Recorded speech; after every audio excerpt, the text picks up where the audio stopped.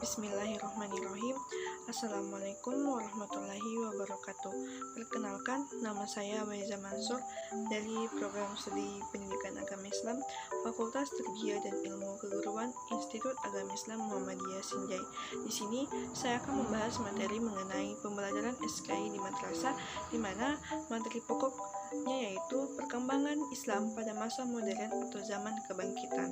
Sebelum kita membahas materi pokoknya, adapun standar kompetensinya yaitu memahami perkembangan Islam pada masa modern atau masa kebangkitan, dan kompetensi dasarnya adalah menjelaskan perkembangan Islam pada masa modern. Adapun indikatornya yaitu di mana siswa mampu menjelaskan perkembangan Islam pada masa modern dan mengetahui hikmah mempelajari sejarah perkembangan Islam pada masa modern. Yang pertama, pemikiran peradaban Islam masa modern, masa pembebasan dari kolonial Barat. Setelah Islam mengalami kemunduran pada abad 13 Masehi hingga 18 Masehi, dunia Islam bangkit dari kemunduran dan kelemahan secara budaya maupun politik setelah Eropa menjajah negara-negara mereka. Eropa bisa menjajah karena keberhasilannya dalam menerapkan strategi ilmu pengetahuan dan teknologi serta mengelola strategi ilmu pengetahuan dan teknologi serta mengelola berbagai lembaga pemerintahan yang mereka kembangkan dari dunia Islam. Akibat keterbelakangan umat Islam dalam berbagai aspek kehidupan, negara-negara Islam menjadi negara jajahan bangsa Eropa. Terjadinya penetrasi kolonial Barat disebabkan oleh beberapa faktor, yaitu faktor internal dan faktor eksternal. Kekuatan politik negara Islam menurun. Perekonomian mereka merosot sebagai akibat monopoli perdagangan antara timur dan barat tidak lagi di tangan mereka. Di samping itu, pengetahuan di dunia Islam dalam kondisi stagnasi. Pada awal 18 Masehi, inilah hampir di semua negara muslim tumbuh kesadaran nasionalisme yang menghasilkan negara-negara nasional.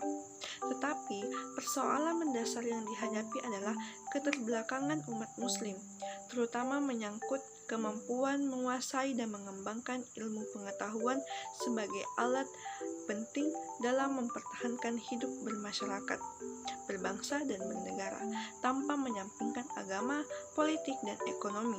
Upaya ke arah itu tidak lepas dari pembaruan pemikiran yang dapat mengantarkan umat Islam terlepas dari cengkraman kolonialisme Barat. Kemajuan-kemajuan Barat dalam bidang industri, teknologi, tatanan politik, dan militer tidak hanya meluluh lantakan pemerintahan pada negara-negara muslim yang ada pada masa itu. Akan tetapi, lebih jauh dari itu, bahkan mereka menjajah negara-negara muslim yang ditaklukkannya, sehingga pada akhir abad ke-19 tidak ada sebuah negara muslim pun yang tidak terkontaminasi penetrasi kolonial Barat. Pada pertengahan abad ke-20 terjadi Perang Dunia Kedua yang melibatkan seluruh negara kolonialis. Seluruh dataran Eropa dilanda peperangan.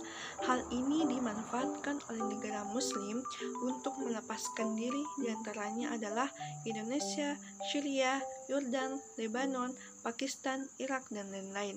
Nah, di mana adapun dampak penjajahan Barat atas dunia dalam bidang ekonomi, sosial, dan politik, yaitu yang pertama, dampak penjajahan dalam bidang ekonomi. Mereka berusaha memonopoli perdagangan dengan cara membundar-bandir pelabuhan besar yang sebelumnya merupakan jalur perdagangan umat muslim. Yang kedua, dampak penjajahan dalam bidang sosial. Dalam penjajahan dalam bidang sosial adalah mereka sengaja menciptakan jurang pemisah antara kaum bangsawan dan rakyat kecil sehingga terjadi perpecahan. Dan terakhir, dampak penjajahan dalam bidang politik. Penjajah Barat telah menyebabkan hancurnya sendi-sendi politik bangsa yang dijajah dengan mengkondisikannya tidak mampu memimpin bangsanya sendiri dengan jalan menjauhkannya dari perkembangan dunia luar. Dengan politik belah bambu, pembodohan, pemiskinan, dan mereka juga melakukan politik kapitalisme sehingga membuat negara yang dijajah semakin terpuruk. Perkembangan ajaran Islam dan ilmu pengetahuan pada masa modern. Pada masa ini, Islam mulai mengalami perkembangan yang diantaranya adalah di bidang agama. Hal ini dikarenakan pada masa itu banyak sekali ajaran-ajaran Islam yang menyimpang dari sumbernya Al-Quran dan Hadis, sehingga mendorong para cendekiawan Muslim untuk meluruskan ajaran Islam kembali yang sesuai dengan Al-Quran dan Hadis. Ilmu pengetahuan dan teknologi dapat berkembang dengan pesat terutama di negara-negara Islam yang berada di wilayah benua Afrika seperti Turki dan Mesir. Ini direalisasikan oleh Raja Turki Utsmani yakni Sultan Muhammad II dengan melakukan usaha-usaha sebagai berikut. Yang pertama, melakukan modernitas di bidang pendidikan dengan memasukkan kurikulum pengetahuan umum pada lembaga-lembaga pendidikan Islam. Yang kedua, mendirikan lembaga pendidikan Maktabi Ma'rif untuk mencetak tenaga yang ahli di bidang administrasi dan penerjemah. Yang terakhir, mendirikan perguruan tinggi di bidang kedokteran, militer, dan teknologi. Nah, adapun hikmah mempelajari sejarah perkembangan Islam pada masa modern, yaitu kita dapat memahami perkembangan Islam sebelum dan sesudah masa pembaruan, sehingga dengan pengalaman ini dapat dijadikan sebagai pendorong untuk melakukan pengalaman Islam untuk saat ini. Yang kedua, kita dapat memahami seluk-beluk seni dalam Islam seperti kaligrafi dan sastra. Yang terakhir, kita dapat